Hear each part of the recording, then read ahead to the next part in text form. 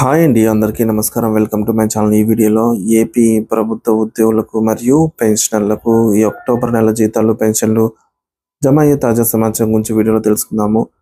Video అయితే ఎక్కడే కానీ స్కిప్ చేయకుండా ఎండ్ వరకు చూసేటప్పుడు ఇన్ఫర్మేషన్ పూర్తిగా అర్థమవుతుంది. అలాగే వీడియో చూస్తున్న ప్రతి ఒక్కరు వీడియోకి లైక్ చేయండి ఫ్రెండ్స్. ఈ వీడియోని తోటి ఉద్యోగ పెన్షన్ మిత్రులతో అయితే షేర్ చేయండి. కొత్తగా మన ఛానల్ని చూస్తున్నారు, ఇంకా ఎవరైనా సబ్స్క్రైబ్ చేసుకోకుంటే వెంటనే మన ఛానల్ అయితే సబ్స్క్రైబ్ చేసుకోండి. సో దీని ద్వారా నేను చేసే లేటెస్ట్ వీడియోస్ అన్నీ మీ వరకు రీచ్ అవుతాయి. ఇక ఆలస్యం చేయకుండా వివరాల్లోకి అయితే వెళ్ళిపోతాము ఫ్రెండ్స్. ఇక విషయానికి వచ్చినట్లయితే ఏపీ ఉద్యోగులు, ఉపాధ్యాయులు మరియు పెన్షనర్లకు సంబంధించి ఒక బ్రేకింగ్ న్యూస్ అయితే రావడం జరిగింది. పే స్లిప్స్ అయితే అందుబాటులోకి వచ్చాయన్నమాట. ఈ రోజు నుంచి మనందరికీ తెలిసిందే, ఉపాధ్యాయుల పే స్లిప్స్ విజయవంతంగా డౌన్లోడ్ అవుతున్నాయి. అంతేకాకుండా పెన్షనర్ పే స్లిప్స్ కూడా డౌన్లోడ్ అవుతున్నట్టు సమాచారం అందింది. ఇది నిజంగా ఒక సంతోషకరమైన వార్తనే గమనించవచ్చు. మీరు గమనించినట్లయితే ఈ పే స్లిప్లలో 37.31% డిఏ మరియు డిఆర్ రెండు కూడా ఈ 37.31%తో కలిపి వివరాలు అయితే పొందుపరిచి ఉన్నాయన్నమాట. సో ఈ యొక్క పెన్షనర్ పే స్లిప్లో వివరాలను కనుక పరిశీలిస్తే బేసిక్ పెన్షన్ 36,461 రూపాయలుగా ఉన్నది. అలాగే పెరిగిన డిఆర్ వచ్చేసి 37.31%, అంటే 15,236 రూపాయలుగా నమోదైంది. మెడికల్ అలవెన్స్లు కూడా కొంత మొత్తంలో వస్తున్నాయి.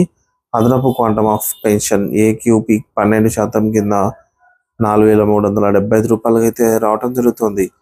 మరి ఈ వివరాలు ప్రస్తుత పెన్షన్ల పే స్లిప్లో ఉన్న పరిస్థితిని అయితే తెలియజేస్తున్నాయి. అలాగే అక్టోబర్ నెలకు సంబంధించినటువంటి ఉద్యోగుల పే స్లిప్స్ని కూడా మనం గమనించవచ్చు. ఇందులో బేసిక్ పే, శాలరీ మరియు డిడక్షన్స్ అన్నీ కూడా వివరాలు స్పష్టంగా కనిపిస్తున్నాయి.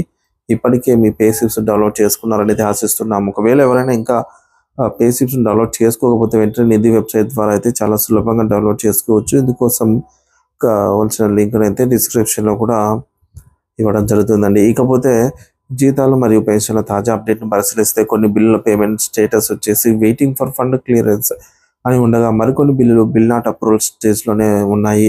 ఇవి డిడిఓ గారి ఆమోదం పొందినప్పటికీ కూడా ఎస్టీఓ గారి చేత ఇంకా ఆమోదం పొందవలసి ఉంది. సో అంటే ఇన్ ప్రాసెస్లో ఉన్నాయని అర్థము.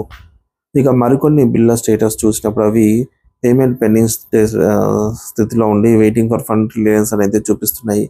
అంటే ఇప్పుడిప్పుడే ఎస్టీఓ గారి ఆమోదం పొందిన బిల్లులన్నీ కూడా నిధుల కోసం వేచి ఉన్నాయి అనేది స్పష్టమవుతుంది. అంటే వెయిటింగ్ ఫర్ ఫండ్ క్లియరెన్స్ అన్నమాట. సో ఈ బిల్లులు కూడా త్వరలోనే చెల్లింపులు జరుగుతాయని అయితే ఆశిద్దాము.